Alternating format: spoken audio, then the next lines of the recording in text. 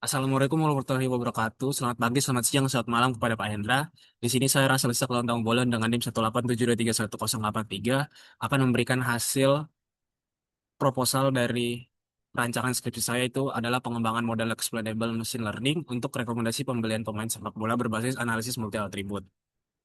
Di sini kita akan langsung saja masuk ke dalam latar belakangnya atau pendahuluannya di mana seperti yang kita tahu bahwa bisnis dalam dunia sepak bola itu sudah menjadi bisnis yang berkembang sekali di mana bisnis ini juga dipengaruhi oleh keputusan strategis yang sangat mempengaruhi performa tim seperti perekrutan pemain.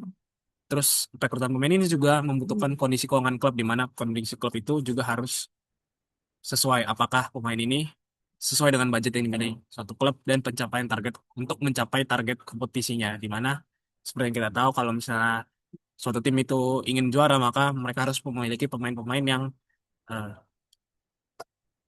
kontribusi atau performanya itu adalah yang bagus dan sesuai dengan taktik yang dirancang oleh suatu pelatih. Namun dalam praktiknya, banyak klub yang masih membeli pemain berdasarkan hanya intuisi, berdasarkan reputasi dan penilaian subjektif saja daripada pengelola klub atau bahkan sampai hanya eh, hal-hal yang berbau subjektif dari pengelola klub atau dari pelatihnya saja. Sehingga pemain yang tersebut itu ketika didatangkan kepada klub itu tidak bisa beradaptasi terhadap taktik dan tidak bisa memberikan kontribusi yang optimal sehingga kemungkinan saja dalam chance suatu klub sepak bola itu bisa sangat kecil untuk meraih juara. Maka di sisi lain, perkembangan industri sepak bola itu juga sudah banyak platform-platform yang menyediakan statistik pemain seperti berapa banyak gol yang dihasilkan oleh pemain tersebut, asisnya, akurasi umpan, kontribusi defensif atau saat mereka bertahan bagaimana dan nilai pasar yang membuka peluang untuk pengambilan keputusan yang lebih objektif lagi berdasarkan data, tidak hanya dari intuisi atau penilaian subjektif saja. Maka dari itu, di sini penelitian ini menawarkan solusi berupa model rekomendasi pembelian pemain yang berbasis machine learning yang mempertimbangkan performa, kesesuaian taktik, dan harga pemain.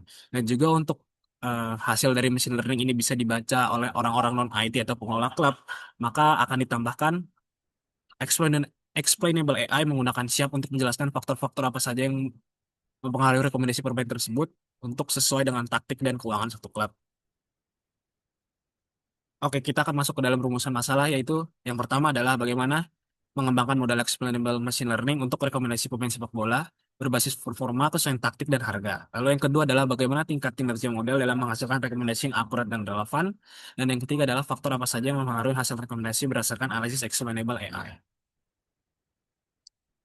Oke, output dari penelitian ini adalah yang pertama adalah bagaimana sudah pasti bagaimana model explainable machine learning ini mampu menghasilkan rekomendasi pemain yang sesuai berdasarkan performa pemain tersebut, kesesuaian terhadap taktik, dan harga pemain tersebut akan masuk ke dalam budget. Lalu yang kedua adalah bagaimana model ini bisa dievaluasi menggunakan metrik seperti akurasi, precision, recall, F1 score, dan confidence matrix untuk menilai apakah model ini benar-benar efektif dalam memberikan rekomendasi hasil yang hasil pemain yang sesuai dengan keadaan klub tersebut. Dan yang ketiga adalah visualisasi dan analisis interpretasi model yang menggunakan Sharp untuk membantu para manajemen-manajemen orang yang non-IT ini untuk menunjukkan atribut pemain yang berpengaruh terhadap hasil rekomendasinya. Lalu yang keempat adalah ranking pemain yang direkomendasikan sebagai alternatif pembelian klub berdasarkan hasil analisis model lebih objektif dan transparan. Jadi nanti hasilnya akan memberikan beberapa rekomendasi pemain, jadi tidak hanya satu. Maka oleh karena itu para pengelola klub atau pelatih itu bisa memilih pemain mana saja yang cocok, beberapa pemain yang cocok. Jadi bisa diberikan banyak opsi oleh model ini. Selanjutnya, bagaimana pengumpulan dataset ini? Jadi, eh, pengumpulan dataset yang nanti ini akan diambil dari platform statistik sepak bola bernama IFBREF yang menjadikan informasi performa pemain secara rinci. Namun, fitur-fitur yang akan diambil itu yang pertama adalah stamina, yaitu menunjukkan seberapa lama stamina pemain ini dalam 90 menit di lapangan, daya tahan pemain ini. Lalu yang kedua pas akurasi, di mana bagaimana persentase akurasi umpan yang dihasilkan oleh satu pemain, dribble sukses itu di mana ketika pemain menggiring bola, berapa persentase keberhasilan pemain tersebut dapat melewati pemain-pemain bertahan, terus one on one sukses di mana ketika dia berhadapan satu lawan satu dengan pemain bertahan di ketika dalam satu pertandingan dia ingin melawan pemain bertahannya, berapa persentase dia berhasil. Misalnya mungkin dari percobaan 12 percobaan dia berhasil 11 melewati pemain dalam duel satu lawan satu. Lalu interception ini adalah bagaimana suatu persentase pemain ini bisa memotong alur bola itu seperti ketika pemain lawan melakukan passing dia dapat memot mengambil passing tersebut sebelum sampai ke dalam pemain yang ingin dipassing. Lalu yang keempat ada tackles di mana jumlah pemain ini dapat mengambil bola dengan teknik tackle dalam persentase.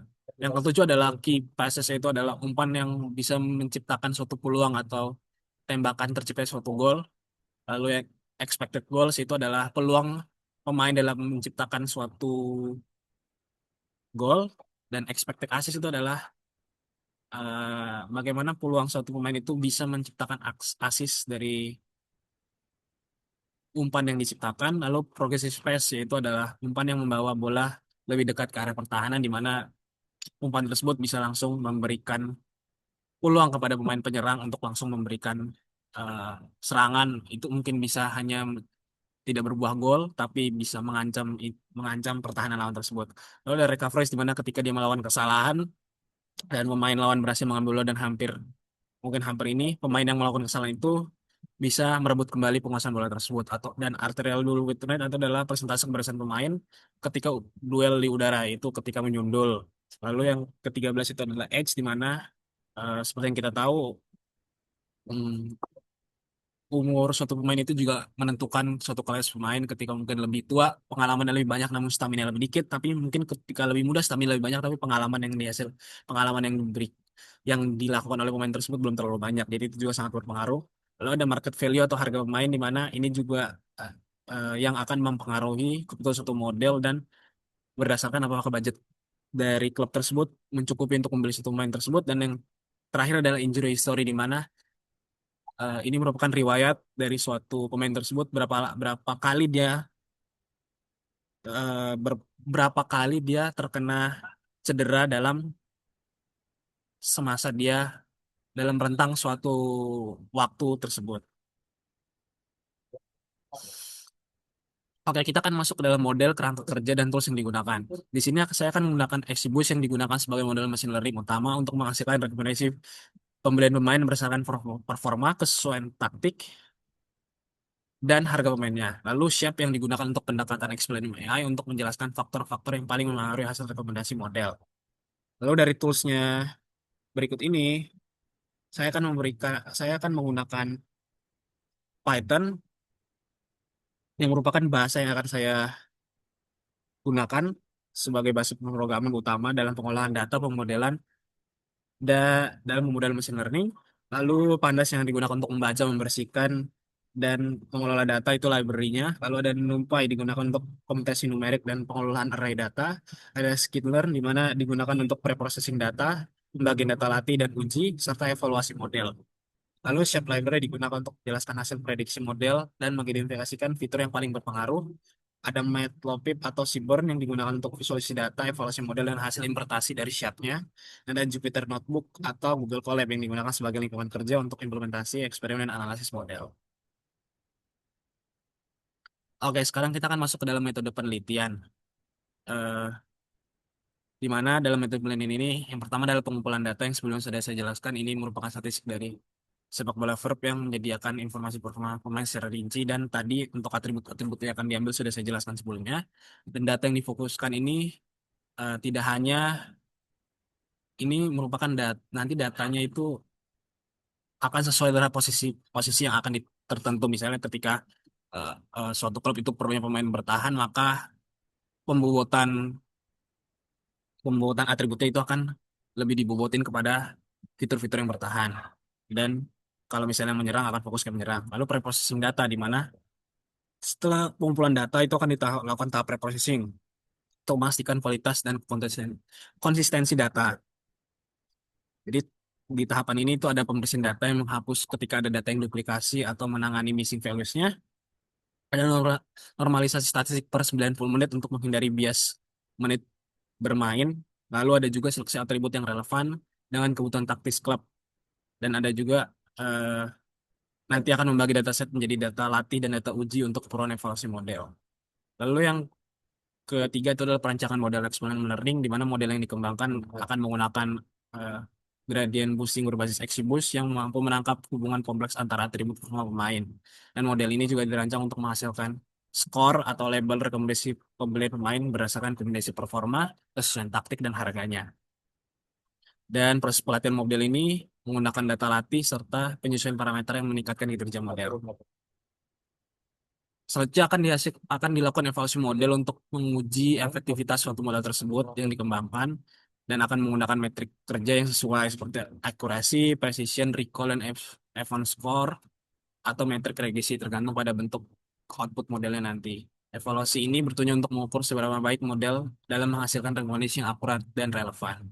Dan yang terakhir adalah analisis interpretabilitas di mana nantinya Siap di sini akan menganalisis dan memberikan penjelasan yang akan mengidentifikasi atribut mana yang paling berpengaruh terhadap hasil rekomendasi, baik secara keseluruhan maupun pada kasus pemain bola tertentu. Oke, di sini merupakan data pustaka saya di mana terdapat 4 jurnal yang saya rujuk untuk membuat proposal skripsi tersebut, di mana mungkin dari secara singkatnya dalam 4 ini membahas bagaimana caranya ranking pemain, terus ada juga yang menjelaskan bagaimana dari Maukar dan Rodin ini menjelaskan bagaimana menggunakan rekomendasi sistem tapi menggunakan k nearest neighbors-nya.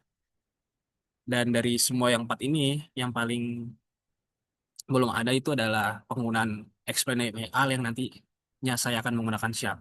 Itu yang akan menjadi nilai unik dari topik skripsi saya. Sekian presentasi dari proposal topik skripsi saya.